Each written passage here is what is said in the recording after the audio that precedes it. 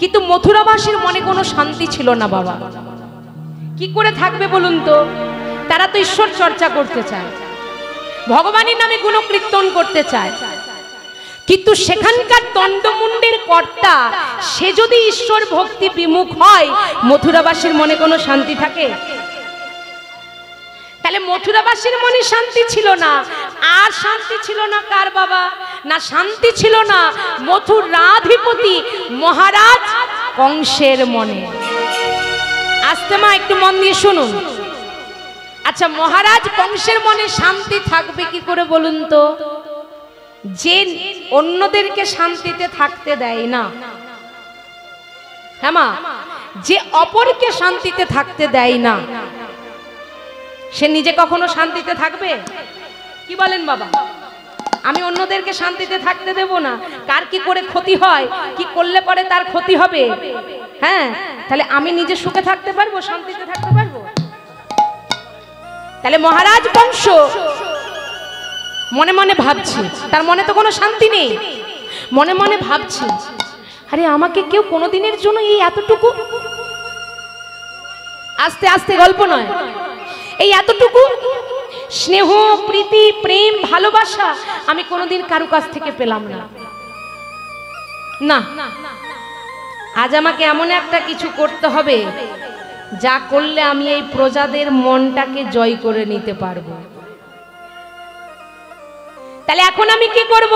মহারাজ কংস মনে মনে ভাবছি, তাহলে রাতারাতি কি আমি ভগবানের ভক্ত হয়ে যাব? কারণ প্রজারা ভগবান ছাড়া আর কোনো কিছু জানে না। তাহলে আমি যদি ভক্ত হয়ে যাই, তাহলে তাদের মনটাকে জয় করে নিতে পারবো। হ্যাঁ, আপনি যে পথের পথিক হবেন, অপরজনকে যদি দেখেন সেও আপনার পথের পথিক, তাহলে কি ভালো লাগবে না মা? লাগবে না? তা মহারাজ কংস বলছে প্রজারা ভগবানকে ছাড়া কিছু জানে না, তাহলে আমিও ভক্ত হয়ে যাই।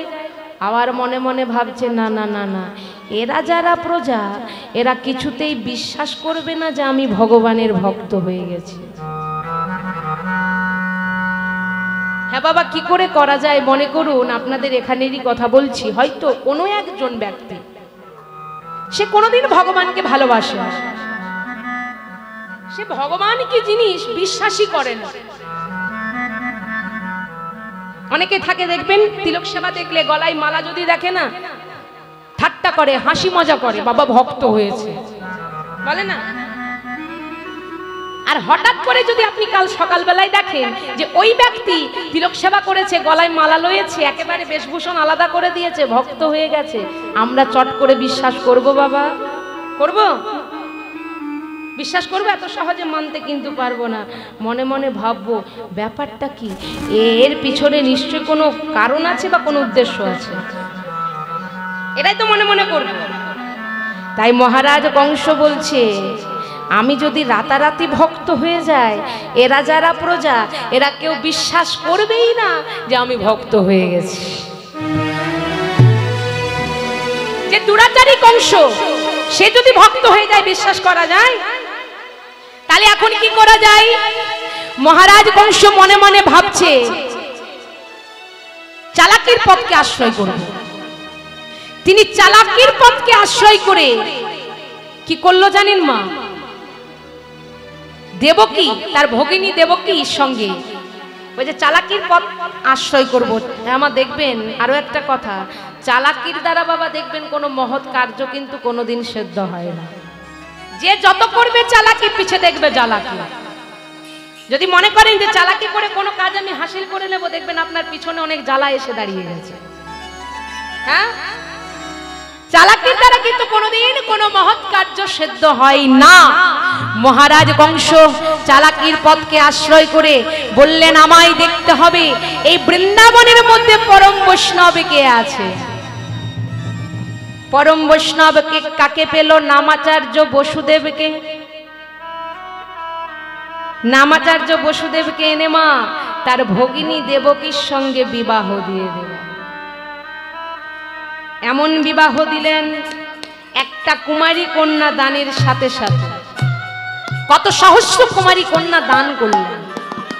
প্রজাদের মন নিতে হবে, প্রজাদের মনটাকে জয় করতে হবে। কত যৌতুক দান করে দিলেন, কত অটুট ভক্তি দান করলেন। করলেন। এত কিছু করেও মহারাজ কংস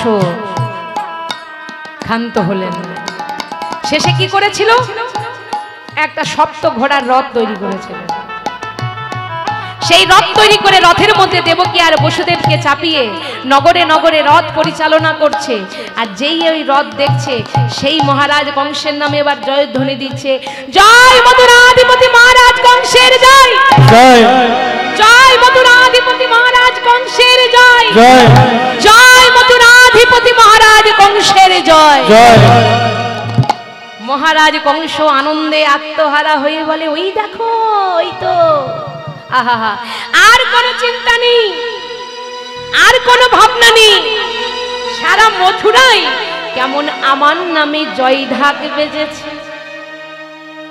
আনন্দে আত্মহারা হয়ে নগরে নগরে রথ পরিচালনা করছে। বাবা, এবার রথ পরিচালনা করতে করতে হঠাৎ মহারাজ কংসের জল পিপাসা পেল। এত জোর জল পিপাসা পেয়েছে মা, সে আর রথটাকে পরিচালনা করতে পারছেন না। রথটাকে রাস্তার মধ্যে দাঁড় করিয়ে দিয়ে চলে গেল দূরে সরোবরে। মহারাজ কংস এবার জল নিয়েছে, হাতে নিয়েছে, এবার পান করবে, জলটাকে নিয়েছে, পান করবে।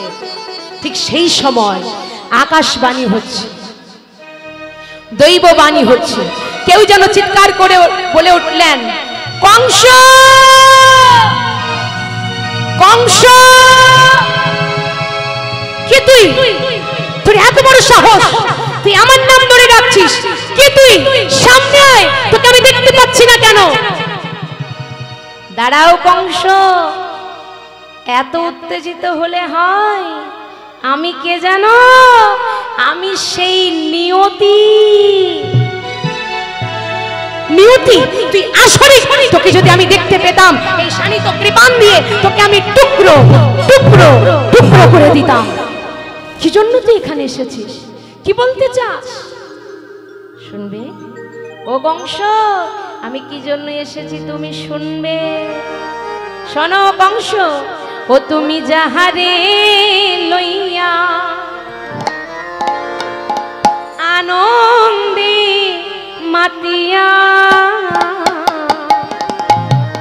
করিছ নগর ভ্রমণ, করিছ নগর ভ্রমণ। নিতাই গৌর হরিব। ও তুমি যাহারে লাগিলা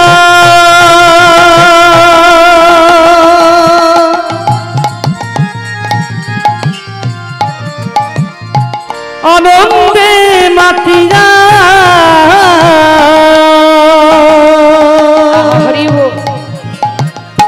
করিছ নগর ভ্রমণ, করিছ নগর ভ্রমণ। তোমার আনন্দের হাত ভেঙে যাবে, তোমার আনন্দের হাত ভেঙে যাবে, নিরানন্দে পড়ি নত হবে, আনন্দের হাত ভেঙে যাবে, নিরানন্দে পরিণত হবে, তোমার আনন্দের হাত ভেঙে যাবে। কি বললি? কার শক্তি যে আমার আনন্দের হাট ভেঙে যেতে পারে? ভেঙে দেবে? তোর হিংসা হচ্ছে তাই না নিয়তি? তাই বলিস আমার আনন্দের হাট ভেঙে যাবে? নিয়তি বলছে, না কংস না, আমার হিংসা হবে কেন? আমি তো তোমার শুভকাঙ্ক্ষী। কই এতদিন তো আমি আসিনি, আজ তোমার আনন্দের হাট ভেঙে যাবে বলেই তো এলাম। যে আনন্দ করে তোমার ভগিনী দেবকীর তুমি বিবাহ দিলে, যে আনন্দ করে তুমি তার রথের সারথি হলে, কিন্তু তুমি কি জানো কংস, ও তার অষ্টম গর্ভে অষ্টম সন্তান, ও তার অষ্টম গর্ভে অষ্টম সন্তান, অষ্টম গর্ভে অষ্টম সন্তান, তার অষ্টম গর্ভে অষ্টম সন্তান। আপনি বোধিবে আসি, আপনি বোধিবে আসি, ও তার অষ্টম গর্ভে অষ্টম সন্তান, আপনি বোধিবে আসি, আপনি বদিবে আসে, রাখবে না রে, না না রাখবে না রে, রাখবে রাখিবে না রে বাতি দিতে কাউকে রাখবে না বংশে বাতি দিতে কাউকে রাখবে না রে বংশে নিধন করে দেবে বাতি দিতে কাউকে রাখবে না সবংশে নিধন করে দেবে বাতি দিতে কাউকে রাখবে না রে শোনো বংশ শোনো, নিয়তিকে না বাধ্যতে। নিয়তি যা বলে সব সত্য বলে, নিয়তির কথা কোনোদিন মিথ্যে হয় না। তাই দেবকীর অষ্টম গর্ভের সন্তানের হাতেই হবে তোমার মৃত্যু। এই কথা বলে দিয়ে নিয়তি তো চলে গেল বাবা। মহারাজ কংস গিয়েছিল জলপান করতে, কিন্তু এই কথা শুনে কেউ যদি জেনে যায় যে এবার আমার মৃত্যু হবে, হ্যাঁ, আর জলপান করবে মা? কংস জলটাকে নিয়েছিল, পান তো করতে পারেনি। জলপান না করে ছুটতে ছুটতে চলে এলো রথের কাছে, এসেই ডাক দিচ্ছে, দেবকী, ওরে দেবকী, শোন শোন, সেই আনন্দ করে আমি তোর বিবাহ দিলাম, সেই আনন্দ করে আমি তোর রথের সারথি হলাম, ওই নিয়তি আমায় কি বলে গেল জানিস? আমায় জানিয়ে দিয়ে গেল যে তোর অষ্টম গর্ভে সন্তানের হাতে নাকি আমার মৃত্যু না। আমি বেঁচে থাকতে তো আমার মৃত্যুকে জন্ম দিতে পারি না। এই কথা বলে কংস ওই রথ থেকে দেবকীর চুলের মুঠি ধরে নামিয়ে একটা শানিত কৃপাণ বের করে দেবকীকে হত্যা করতে যাচ্ছে। ঠিক সেই সময় বাধা দিয়েছিলেন বসুদেব। দাঁড়াও কংস, দাঁড়াও। অনেক রাজা ছিল, মহারাজা ছিল, তুমি তাদের সঙ্গে তো তোমার ভগিনী দেবকীর বিবাহ দিতে পারতে, কিন্তু তুমি আমার কি দেখে তোমার ভগিনী দেবকীর বিবাহ আমার সাথে দিলে? আমার তো কোনো কিছুই নেই। আমার সত্য, নিষ্ঠা, ভক্তি, প্রেম এই দেখে তো। এই যদি হয়, কংস, আমি তোমায় কথা দিচ্ছি, ওই দেবকীর অষ্টম গর্ভের জন্ম হওয়া মাত্রই সেই সন্তানকে আমি তোমার হাতে তুলে দেব। আর যতদিন পর্যন্ত সেই সন্তানের জন্ম না হবে ততদিন আমাদের দুজনকে নিয়ে গিয়ে তোমার ওই অন্ধকার দুর্গন্ধময় কারাগারে নিক্ষেপ করে দাও। হরি বল, হরি বল। তবু তুমি দেবকীকে হত্যা করো না কংস, দয়া করে। আর তুমি নারী হত্যা করো না, আর তুমি পাপ বাড়িও না কংস। নারী হত্যা যে মহাপাপ। মহারাজ কংস এই কথা শুনে দেবকী আর বসুদেবকে নিয়ে এলো মা রাজপ্রাসাদে নিয়ে এসে রক্ষী প্রহরীদের আদেশ করে বললেন, যা, তোরা কি কোথায় আছিস? এদের দুজনকে নিয়ে গিয়ে ওই অন্ধকার দুর্গন্ধময় কারাগারে নিক্ষেপ করে দে। বাবা, রক্ষী প্রহরীরা কথা শুনে দেবকী আর বসুদেবকে অন্ধকার দুর্গন্ধময় কারাগারে নিক্ষেপ করে দিও মা, হাতে পায়ে শৃঙ্খল বেঁধে দিয়ে। চিন্তা করুন, শৃঙ্খল মানে বুঝতে পারছেন তো মা? শিকল দিয়ে হাতে পায়ে ভালো করে বেঁধে আর কারাগারে রেখে দিলেন দেবকী আর বসুদেবকে। ওই অন্ধকার দুর্গন্ধময় কারাগারে বসে বসে কাঁদছে আর বলছে, স্বামী, বলতে পারো কি অপরাধ করেছিলাম আমরা?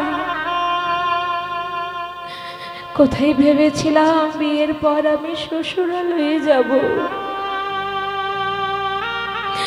শ্বশুরালয়ে গিয়ে আমি সুখের ঘর বাঁধবো, সেই ঘর আমার আলোয় আলোকিত হয়ে উঠবে। বলো না, বলো না স্বামী, বলো, আমার কি ভাগ্যে ছিল? বলো না, কেন কেন আমাদেরকে অন্ধকার দুর্গন্ধময় কারাগারে আসতে হলো? বলো না।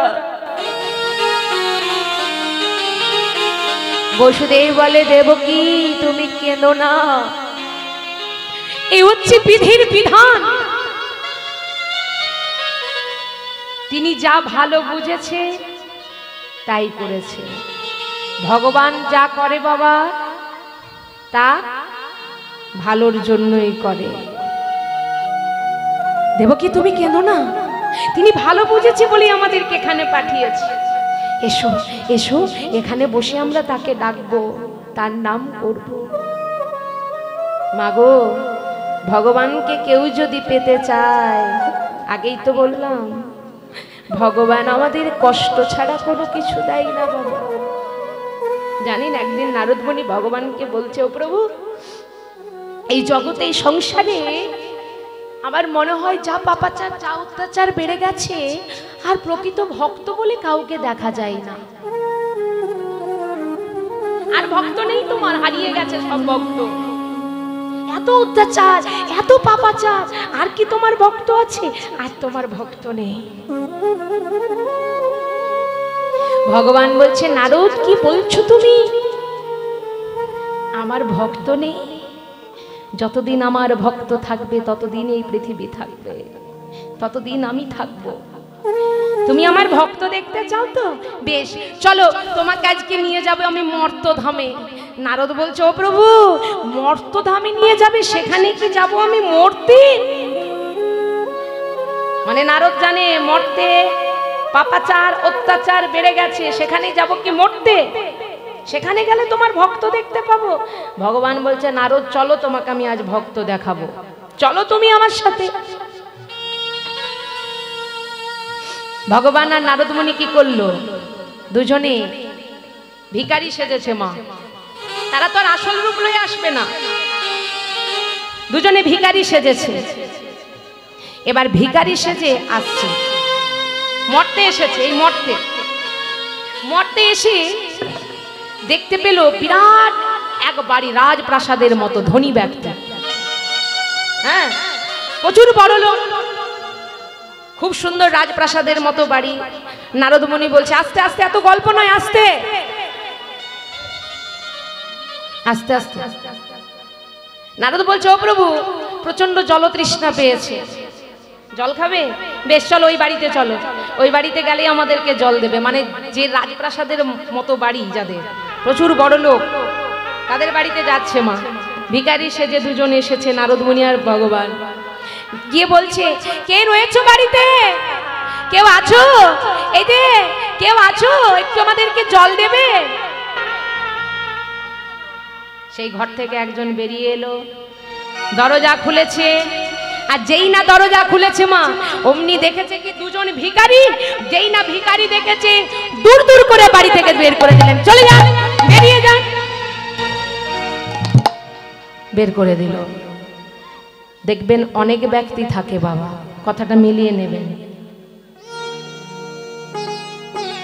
এ জগতে সংসারে আমাদের অনেক ব্যক্তি থাকে। দেখবেন বাড়িতে বিরাট ভোজ কাজের আয়োজন করে, আমাদের ওদিকে হয়, আপনাদের দিকে আমি জানি না। ভোজ কাজের আয়োজন করলে না, দেখবেন দু চারজন ভাট ভিখারি আপনা আপনি দুয়ারে এসে দাঁড়ায়। তাদেরকে কিন্তু আলাদা করে নেমন্তন্ন করতে হয় না, জানানোর প্রয়োজন হয়। ভাট ভিখারি এসে দাঁড়াবে। তা অনেক ব্যক্তি থাকে, ওই হাজার হাজার মানুষের সেবা দিয়ে দেয় মা, কিন্তু ওই চারজন ভিখারি যে আসে না, তাদেরকে দূর দূর করে তাড়িয়ে দেয়। কিন্তু ওই যে হাজার হাজার মানুষের সেবা দিল, আর ওই চারজন ভিখারির সেবা দিতে পারলো না, তার সেবার ফল তো সব বিফলে গেল, এবং সে সেবা অপরাধীর অপরাধী হয়ে গেল। নিতাই গৌর হরি বল, হরি বল, হরি বল। কারণ আমরা তো জানি মা, এই সংসার জীবনে, আমাদের এই বাস্তব জীবনে এই ভুল আমরা কখনো করব না। কারণ অতিথি হচ্ছে আমাদের নারায়ণ স্বরূপ, আর নারায়ণ হচ্ছে আমাদের স্বয়ং ভগবান। বলা তো যায় না মা, ভগবান আপনার দুয়ারে কি তার আসল রূপটা লইয়া আসবে? যদি ওই ভিখারির বেশে আপনার দুয়ারে সেই দাঁড়ায়, তাহলে এই ভুল আমরা কখনো করব না। অতিথি সেবা দেওয়া মানেই হচ্ছে ভগবানের সেবা দেওয়া, নারায়ণের সেবা দেওয়া। এবার দেখুন কি হয় ঘটনা। দূর দূর করে তো তাড়িয়ে দিল তাদেরকে। এবার নারদ মুনি তখন বলছে, হলো তো প্রভু, আগেই বলেছিলাম ওই মর্তে আর তোমার ভক্ত কেউ নেই, একটু জল চাইলাম আমাদের দূর দূর করে তাড়িয়ে দিল। ও প্রভু, এদেরকে তুমি কি অভিশাপ দেবে বলো তো, তাড়াতাড়ি করে এদেরকে অভিশাপ দাও। ভগবান বলছে হ্যাঁ নারদ, দেব তো। কি অভিশাপ দেব জানো নারদ? এদেরকে অভিশাপ দিলাম, যা ধন দৌলত আছে, যা ঘর বাড়ি আছে, যা টাকা পয়সা আছে, আরো যেন তাদের দ্বিগুণ হয়ে যায়। হৃদয় গৌর হরি বল, হরি বল, হরি বল, হরি বল। দ্বিগুণ হয়ে যাক। নারদ মুনি বলছো প্রভু, এটা তোমার অভিশাপ না আশীর্বাদ? হ্যাঁ, এটা তোমার অভিশাপ হলো? আমাদেরকে জল দিল না, একটু দূর দূর করে তাড়িয়ে দিল, আর তুমি তাকে আশীর্বাদ দিলে যা ধন সম্পদ আছে আরো দ্বিগুণ হয়ে যাক। বলছে হ্যাঁ, ভগবানের বিচারটা দেখুন। বলছে নারদ চলো আরো এক জায়গা যাব।